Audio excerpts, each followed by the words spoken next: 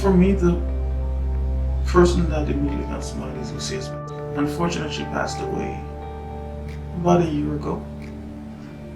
But she's been sort of my moral compass ever since ever since I met her. She's guided me in a lot of the professional and personal direction that my life has taken. She was the executive director of Immigrant Women's Services Ottawa. To me, she was just Sister Spencer, some lady that I knew at church, until one day she decided that I was her project.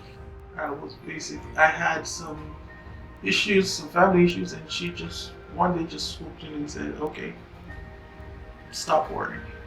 And ever since, I've always been on her radar. No matter where I am in the world, if I go 2 months without hearing from her, or if she goes 2 months and not hearing from me, there would inevitably be an email, a phone call.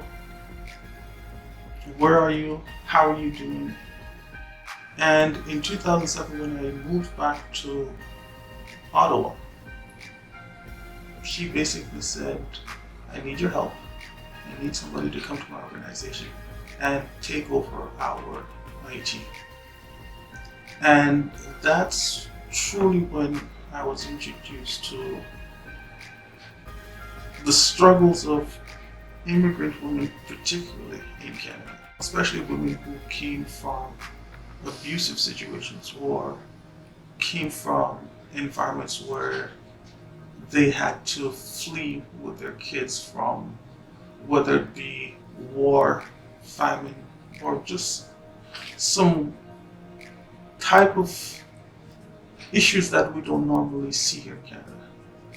Over the years, so from 2007 until February 15th of 2017, so 10 years of my life, she has always been there. She has shown me how to basically tackle some of the most difficult things with dignity, with a certain poise that just I have not been able to see in anyone, in any sphere of life.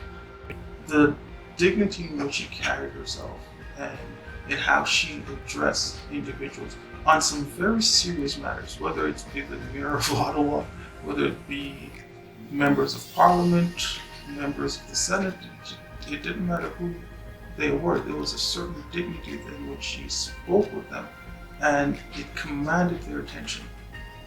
It demanded their respect. I find that no greater lesson has been applied to my life and how I interact with individuals. It also allowed me to see just the inequality that exists in society, especially where immigrant women are concerned. I sort of spent the last 10 years of my life with an organization that is very focused on that particular topic, so I might have a certain bias when it comes to that. I understand the immigrant life as from a male perspective and as a black male perspective, yes, but there is a deeper struggle that women face, especially those of a minority, that comes to Canada, because not only do most women come here that they have children, but a lot of times they're single mothers with 2-3 kids trying to figure out a foreign country while facing systemic racism, language barriers, economical barriers, that I believe that men are sort of shielded from, because they're expected that, okay, you come to a country, yes, you have to retrain, you'll have to do this, but yeah, you're expected to be able to go out there and work and earn a living. Whereas for women, it's a little more daunting, because they have to answer questions like, okay, who's going to take care of my kids?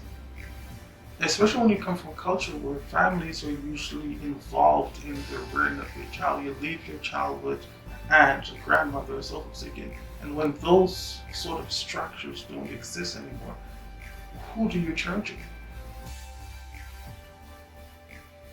And I find that the organization that she created spoke of that need. And that's why it still exists 25 years later. It's that there's that need that's been identified and it hasn't gone away. People still need help, and she identified this early, and she not only lived for that organization, she put all of her passion, all of her strength, all of her knowledge, know-how, all of her prayers, everything into the organization. If you wanted an example of a life well lived, you really only have to just look at her very quiet service to the community. Didn't go out and look for fanfare or anything. Like, she got up every day and she asked, how can I make life better for someone? She made my life better. And I challenge anyone who's ever come in contact with to say differently.